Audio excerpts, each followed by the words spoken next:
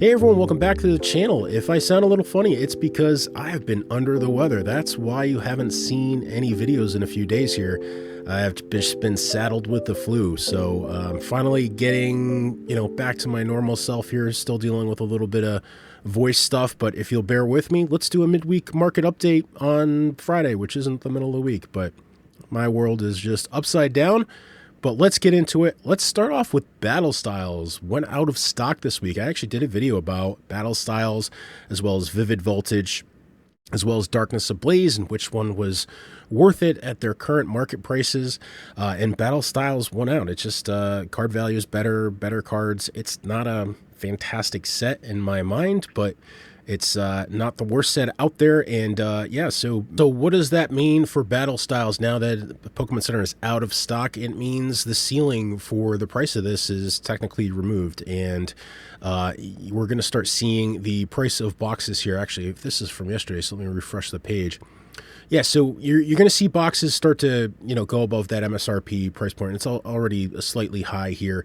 Again, it's not the best set in the world, but the market's just so crazy right now. It's not necessarily voting on things based on whether it's good or not. It's just, hey, this is an old box and it's Pokemon, and that's the only reason anything needs. That's the only reason anyone needs to spend money on it. So, yeah, just make the decision yourself if you want to pick some up. But this might be one of your last opportunities to grab a box at close to that price point. So, let's move forward here.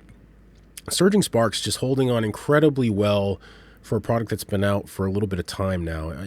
I've gone on about this before. It's a fantastic set. It's a great product. Yes, it is a reprint risk. Keep that in mind. But this is just, it's such any pullback in price on this, and I guarantee you people are going to load up on it. It's held up incredibly well.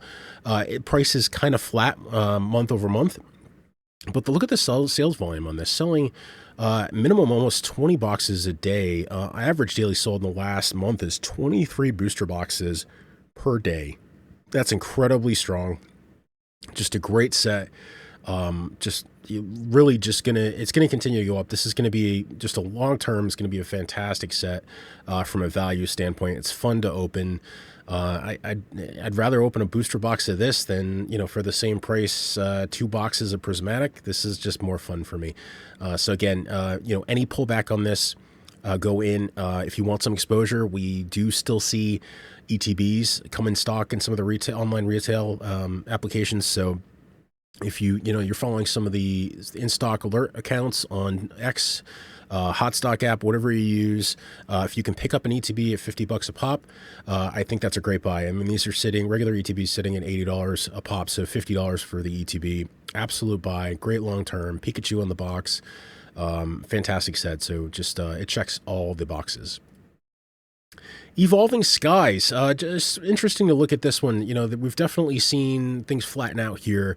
And again, this doesn't mean anything necessarily from a market-wide standpoint, but just it's an expensive box. And as you start to get to a certain point in terms of box cost, your available buyers, I mean, how many people out there can spend this much on a box? It's less than, the amount of people that can spend $150 on a box, right? So a lot of people thought once it blew past that $1,000 price point that it would continue onward to $2,000. I think it will eventually. I just think that it's just the hard sell with so much else out there less than this in the same era that's really good that it's an expensive box, and it's just you just have less people that can buy this. So it's still selling. We're selling average 1 per day, and it's just going to stay flat for a little bit. And I think that's really the story in Sword and Shield right now, is things have just kind of leveled off, and we see this happen all the time, that stair stepping that happens, right?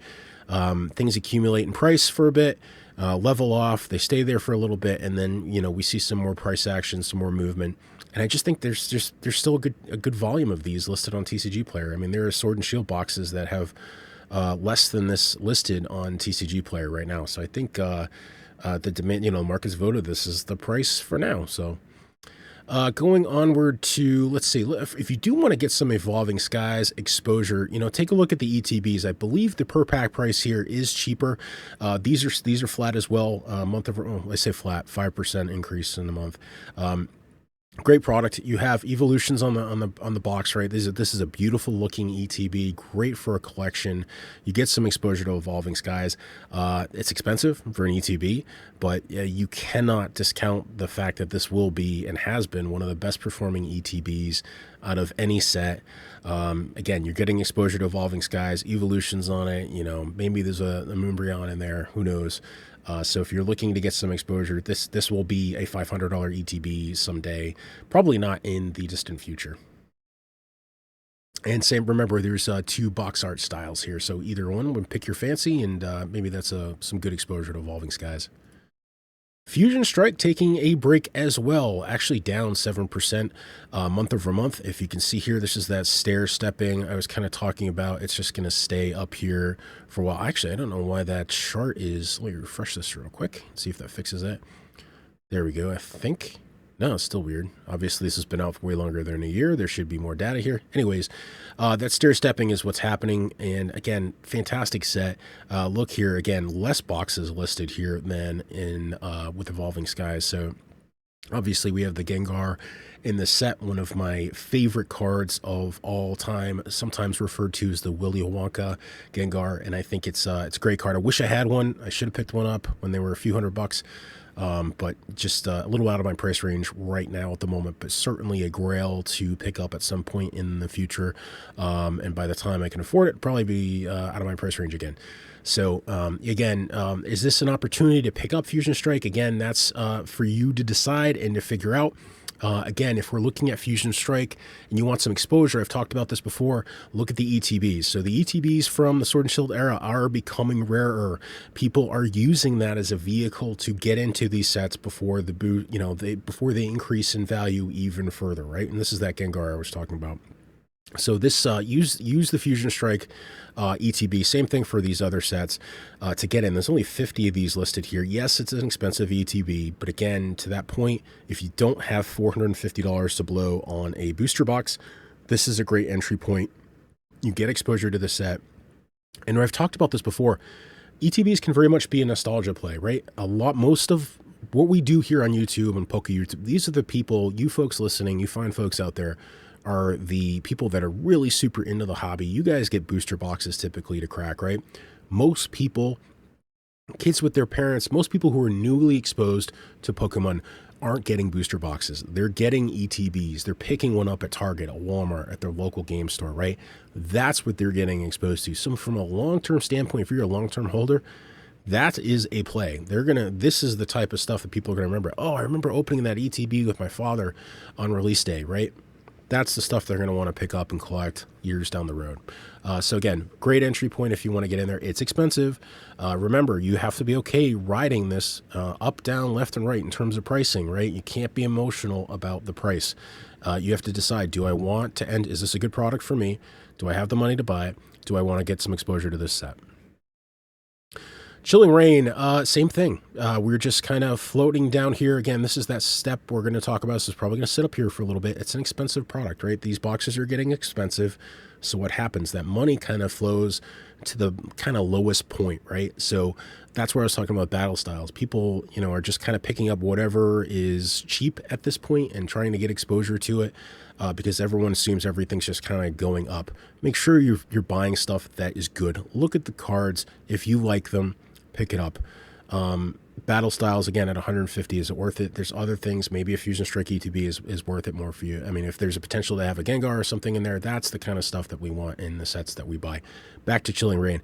330, just kind of sitting here. A great performance year over year, 87%. But again, last month, we're actually down 4%. Sell volume here. Let's look at sell volume 6 months here. Yeah, so sell volume starting to dry up a little bit too, which again makes sense. So a great product. Again, look at the ETBs for Chilling Reign. Look at Fusion Strike. All these sets. Lost Origins, another one we can look at here. Crown Zenith. I've talked about Crown Zenith. I've gushed about Crown Zenith time and time again. You know how I feel about it. This is not... There are not many things I tell you to go out and just get. Crown Zenith you need to have exposure to, okay? I just got done talking about buy what you like. I'm telling you to just buy Crown Zenith, okay? If you can get it, not necessarily the ETB. Wait, let's look at what's out there. The ETB is going to be collectible for sure. So it's not just about pack price, right?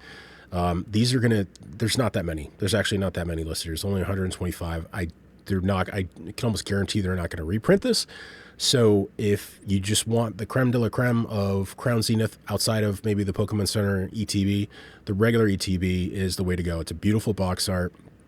Yeah, it's expensive from a price per pack standpoint. So we are at, yeah, you're at $10 per pack there. But this is, we have more Crown Zenith behind us instead of in front of us in terms of printing, okay? We did just get the Sea and Sky collection here at, I believe it's, yeah, Sam's Club. And this is actually a good, really good price point per pack still. So this is, you're paying kind of scalpers pricing at this. This is heavily scalped, just like Blooming Waters, which we'll talk about in a second. But this is a great per pack price. This comes with 14 packs in it, so it's pretty dense. It is a big box. I shouldn't say dense. It's not dense. It's a complete waste of packaging for the box, but from a price standpoint, it is a decent per pack price. So you get $92 right now in the secondary market for 14 packs. So if you're okay storing it or you want to break it down, I think it's going to hold a premium long term if you keep it stored. But this is tough to store. If you're going to store these, remember, especially if you're storing them long term, maybe you're in a dusty environment or something like that. Protect them if you can. Store them face down so you don't get dust on the inside of this plastic here. Ask me how I know, put it that way. All right, looking at Blooming Waters, this is an exclusive. Actually, it's not exclusive. I'm sorry, take that back. It first came out, I believe, at Costco, but we're actually seeing these LGSs and I believe Best Buy as well. So all retailers, I think, have access to it through distribution. So I'm incorrect on that. Excuse me. Blooming Waters sitting at $130 here on TCG Player. Seen a lot of this, a lot of videos and images of people picking these up by the cartload at Costco. So tons of these. And so this is a massive injection of packs into the market here. 12 packs per box, which is nuts because look at all that empty space in there.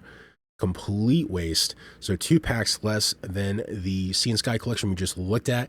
I don't know if this is the exact same box as the Sea and Sky. For size comparison, I don't have Blooming Waters. I'm not going to pick it up. I think it's just too little expensive for me at this price point. But this is, again, this is likely the last big induction or introduction of packs into the market for 151. It's it's aging, it's getting older, which is a good thing. It's so this is an opportunity thing. Do you have enough exposure to 151? It is going to be, I mean, just yeah, I don't know how much I really need to explain to you. If you know, it's going to be beloved for a long period of time. The market's really just, there's really no deals that I can see other than trying to snag these online for MSRP. I don't know what the MSRP is off the top of my head. I know it's a lot less than this.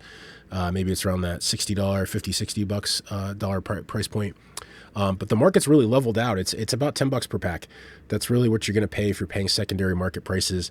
I still see booster bundles come in stock on multiple different places online. Again, if you follow any of these in stock notification, services or Discords or, X accounts that notify you if things are back in stock, you can still snag these if you really want them. So again, your options really are, you're running out of time from a per pack, to get exposure to this set at these prices. It's only a matter of time. I mean, the Pokemon Company's printing stuff. They're not printing, the stuff you would think, like the ETBs or anything like that. Booster bundles, they've obviously kept printing. I don't even think it's been waves. I mean, look at this over the last year. For the last year, I've solidly seen these come into stock at least every couple of weeks.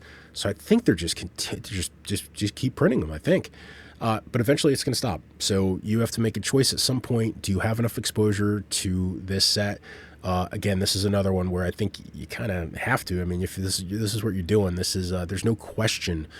Objectively, this is a fantastic set. So have some exposure to this from a secondary market standpoint. If you're picking it up, the question is from a density standpoint. It makes, of course, it makes perfect sense to get the booster bundle. It's very dense to store, easy to store. Look at how many of these are sold on the secondary market alone. 14, almost 15,000 of these in the last year. So they have done printing. It's kind of been under the radar because it's just been through, again, it's been through retail stores. They just keep pumping them out. There's over 1,200 of these listed on TCG Player, and it's just held on this. It just keeps going up. Had a dip here when we had some, obviously quite a bit more stock coming on TCG Player, but just steady, right? Steady up. So again, fantastic set. Don't, make sure you have at least a couple booster bundles socked away to, you don't want to FOMO, have regrets on this one later down the road. And that brings us to the end of another midweek or end of week midweek market update.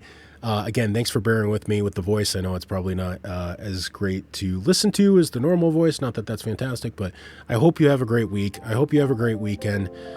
Just remember, life's good, and be well out there. PokeMarketLab out.